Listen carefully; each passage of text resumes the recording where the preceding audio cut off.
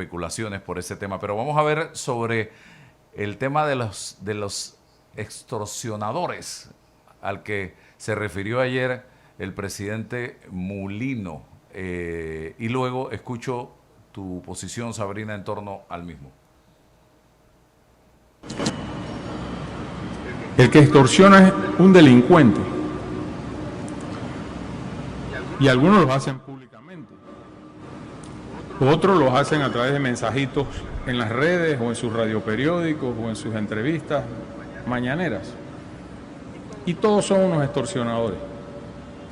Y todos tienen un fin detrás de lo que dicen, de lo que acusan y de lo que hacen. Sacarle la plata a algún pendejo que la pague.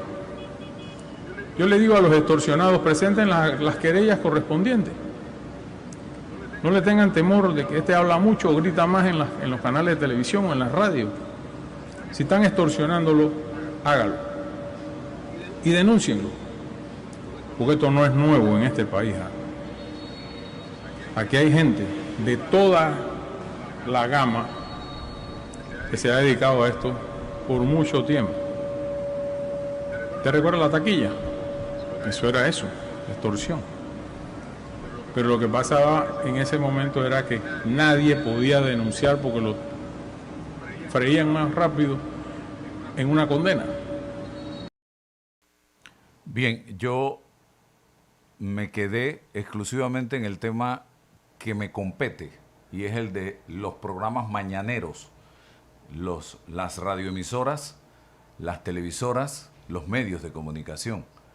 Pero también podemos preguntarle al presidente por qué no dijo ayer quiénes eran los miembros de la taquilla que andaban extorsionando, según él, a las personas que estaban procesadas durante el gobierno del expresidente Juan Carlos Varela. Él debe saber perfectamente quiénes eran los miembros de la taquilla. Comencemos por ahí diciendo, o que usted mencione, era fulano, sutano, mengano, perencejo, quienes visitaban a los detenidos para pedirles dinero, porque ya hoy ha pasado el tiempo suficiente para que usted pueda mencionar esos nombres tranquilamente. Díganlo.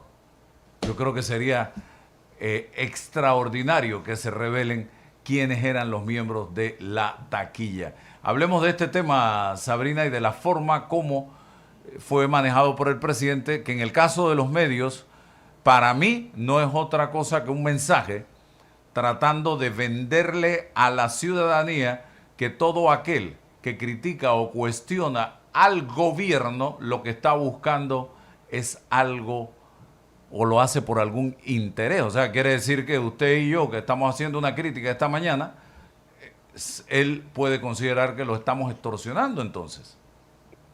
Mira, lo que está haciendo el presidente al generalizar, al decir que todos son extorsionadores, es legitimando la violación a la libertad de prensa y libertad de expresión en el país.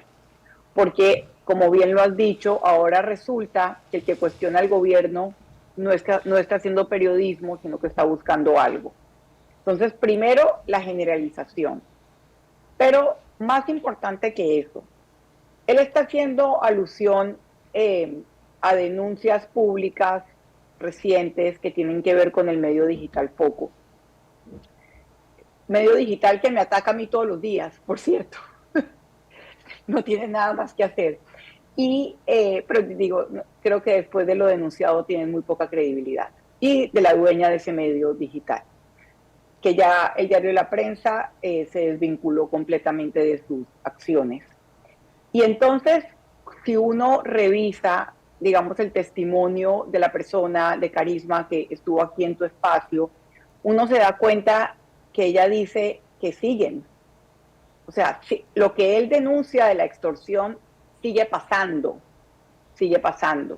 Entonces, si tú revisas, por ejemplo, las publicaciones de este medio digital, te vas a dar cuenta pues que son sumamente cercanas al señor presidente José Raúl Mulino. Entonces, ¿puede él desvincularse de ese tipo de extorsión disfrazada de periodismo? Pensaría que no, porque o él puede poner ese comportamiento como algo que ocurrió en el pasado y no sigue ocurriendo, creo que no, porque simplemente hay que mirar esas publicaciones y hay que mirar los ataques de varias de esas cuentas a personas que hacemos críticas fundamentadas, constructivas o no, pero que hacemos ejercicio de nuestro derecho a opinar libremente, a escribir artículos y a participar en programas de opinión, simplemente porque queremos lo mejor para Panamá. Entonces, me resulta muy curioso que para la palabra extorsionadores el señor generalice, pero en términos de tiempo no se da cuenta que la denuncia abarca también su gobierno. ¿A qué te refieres?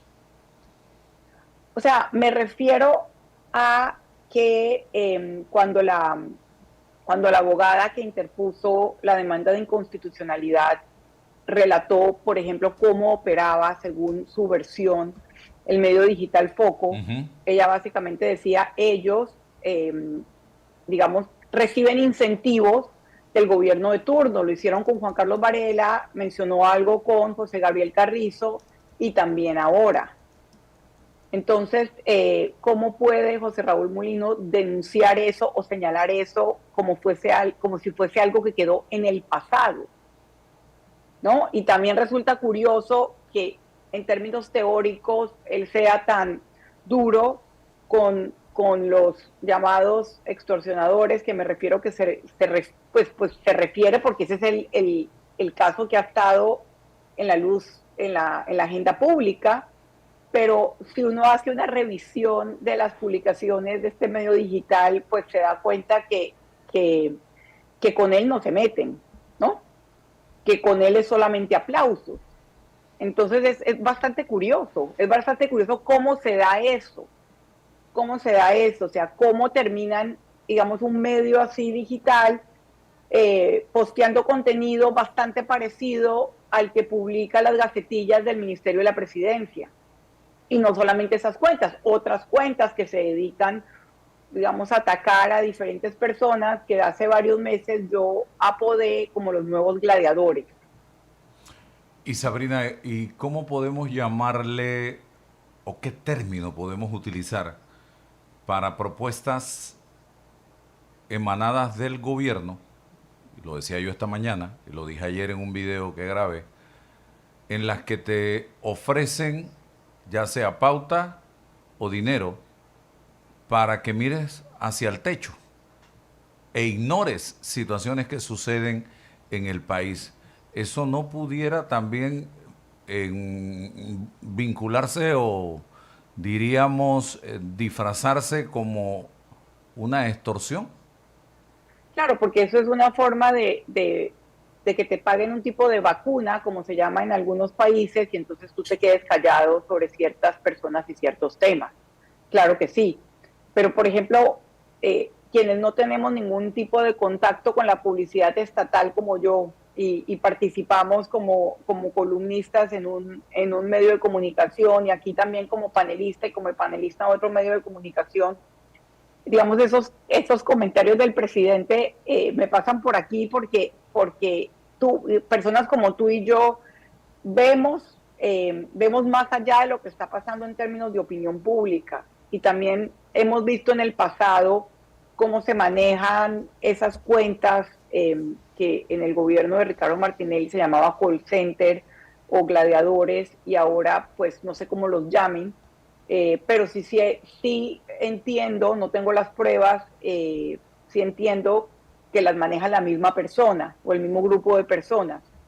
Entonces para mí es no solamente escandaloso, sino también triste y frustrante que él utilice esta nueva forma, digamos, de ataques, de acoso digital, para lavarse las manos del escándalo del que intentó lavarse las manos y que no podemos dejar que se nos olvide, y es el hecho de que él confesó haber amenazado a los magistrados del Tribunal Electoral si no lo dejaban correr. Aquí empezó todo esto, en sus declaraciones en Costa Rica, declaraciones que nunca explicó, declaraciones que creo que nadie le preguntó, porque como funcionan estos, en inglés se llaman spin doctors, o sea, las personas que le dan la vuelta o que tiran cortinas de humo, hay un escándalo que involucra al presidente, saca otra cosa. Y eso es lo mismo que han hecho con el tema de la descentralización paralela 2.0. Sale el diario La Prensa y el diputado Juan Diego Vázquez y la coalición Vamos con las pruebas de la descentralización paralela 2.0, y entonces sale la cortina de humo de el Contralor, que ni siquiera es una cortina de humo bien elaborada. Es una cortina de humo, o sea, que los documentos desmienten.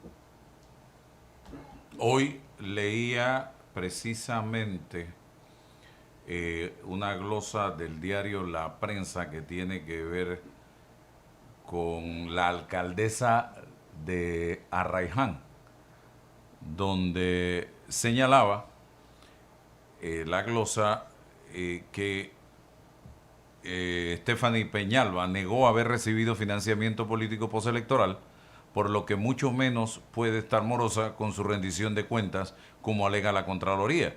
Así que aquí o miente la alcaldesa o miente el Contralor, porque difícilmente los dos pueden estar diciendo la verdad. Entonces, me pregunto yo, ¿qué está pasando? Bueno, y ese caso es el caso, por ejemplo, también de Janine Prado, que fue una de las primeras en reaccionar, de decir, ¿cómo me van a decir a mí que yo no rendí cuentas con mi subsidio postelectoral si yo no lo utilicé, yo lo doné? O el caso del diputado Luis Duque, que le dijeron es que no, la entregó tarde, la entregó el 15, y el diputado publica la carta de recibo a la Contraloría entregándolo el 1 de diciembre. O sea, es que no se trata de a quién le creemos más, se trata de quién tiene las pruebas para respaldar lo que dice y quién no. ¿Y a qué se deberá esta confrontación con precisamente, exclusivamente, Vamos y Moca, Sabrina? Bueno, porque han sido los más críticos del gobierno, de la labor o no labor del Contralor, y ahorita podemos hablar de eso, y también porque sirve para la mejor defensa es el ataque, piensan ellos. Entonces, como no pueden rendir cuentas sobre una cantidad de cosas que están pasando, y son tantas que algunas se me olvidan en este momento, entonces atacan. Pero para atacar tienen que tener pruebas, mínimamente. Por ejemplo, ayer ocurrió algo, yo creo que tú lo venías siguiendo, pero yo no me había dado cuenta, y es que cuando empieza todo el cuestionamiento del conflicto de interés que tiene el Contralor al ser el propietario de uno de los 4 ingenios del país y al estar promoviendo abiertamente la ley del bioetanol, la diputada Janine Prado le pide al director de Lima en una correspondencia oficial que le presente el detalle de aquellas compras que el Lima le ha hecho a las empresas del Contralor. Que en un país donde se respeta, digamos, la ética y los conflictos de intereses, pensaría yo que el Estado no debería comprarle a empresas de un funcionario como el Contralor o de cualquier funcionario. O sea, no tengo que recordarles que eso fue lo mismo que pasó con Héctor Branch. Era diputado, era director de Pandeportes y tenía a la empresa de la que se separó, pero dejó a sus familiares contratando con el Estado. O sea, ellos lo ven en otros casos, pero no lo ven en sí mismos. Entonces, el Contralor dice, no, es que yo me voy a separar. Pero la diputada pide esa información, que es una información de interés público. Y el director de Lima la insulta en redes sociales. Realmente es escandaloso, Álvaro. Pero yo pienso que hay tantas cosas pasando y están haciendo tantas cosas que es difícil seguirle la pista a todas, y la gente tiene sus preocupaciones en el día a día, pero por supuesto que es un conflicto de interés, que un contralor, que además es dueño de uno de los 4 ingenios, en lugar de fiscalizar los recursos de todos, se la pase promoviendo una ley que va a beneficiar a su ingenio. Y que además el Estado le compre sus productos. Yo no tengo nada contra la empresa privada, pero sí tengo algo muy, muy fuerte, porque lo hemos visto, es parte de los nudos gordianos de la corrupción contra los conflictos de interés no declarados. Y la ley de conflictos de interés o no se está cumpliendo o no tiene suficiente garras, que creo que la propuso el diputado Gabriel Silva, si mal no recuerdo, en el periodo pasado. Y aparte, digamos que sea legal, pero éticamente no tienen ningún reparo en hacer estas cosas en la cara de la gente. Definitivamente que hay muchas cosas que no están caminando correctamente, nos quieren disfrazar al lobo, pero hay cosas que nosotros no podemos quedarnos callados. Y creo que somos pocos los medios de comunicación que estamos tratando a como dé lugar de subsistir a pesar de las presiones que existen y que se dan diariamente, pero tenemos que seguir adelante, porque también hay otra figura que no mencioné, y es aquella del medio de comunicación para el que no está pasando absolutamente nada, pero está su parrilla llena de publicidad del Estado. Entonces, ese también es otra figura que no mencioné y que no sé cómo llamarle a eso. Y sería bueno encontrarle un nombre. Si está dentro de la gama, no sé, de la extorsión o de la compra, o no sé cómo llamarle, Sabrina. Digo, hay una presión muy fuerte interna en todos los medios de comunicación grandes, especialmente en las televisoras. Y si tú preguntas, pues no tienes que preguntar, tienes que ver, digamos, lo que cubren y lo que no cubren. Y también cuando ves la pauta estatal, que siempre en la historia de Panamá ha sido utilizada como premio y como castigo, pues hay que sumar 2 más 2. Y ahí hay el papel de los dueños de medios y el papel de los directores de noticias, que son quienes tienen que decirle al dueño: yo tengo que proteger a mis periodistas y tengo que proteger la credibilidad de mi medio. Pero no vivimos en tiempos de muchos valientes, Álvaro, tengo que decirlo, y hay muchas cosas pasando tras bastidores contra las pocas personas que nos atrevemos a opinar. En su momento se sabrán, pero yo sí siento un ambiente, y lo dije también en mi artículo del Día del Periodista, cada vez más complicado, cada vez más tóxico para el periodismo independiente en Panamá, porque no estamos ante autoridades que tengan una verdadera admiración o que comprendan la importancia de la libertad de expresión, y no estamos ante autoridades que quieran rendir cuentas. Así mismo es. Bueno, ¿algo adicional que se nos quede sobre el tintero, Sabrina? No, desearle a todos tus oyentes, Álvaro, que cada día son más, una feliz Navidad la próxima semana, y ojalá el próximo año vengamos con mucha más transparencia y rendición de cuentas en bien de todos los panameños. Transparencia y rendición de cuentas. Parece que hay alergia a esos dos términos o esos dos conceptos en la clase política que gobierna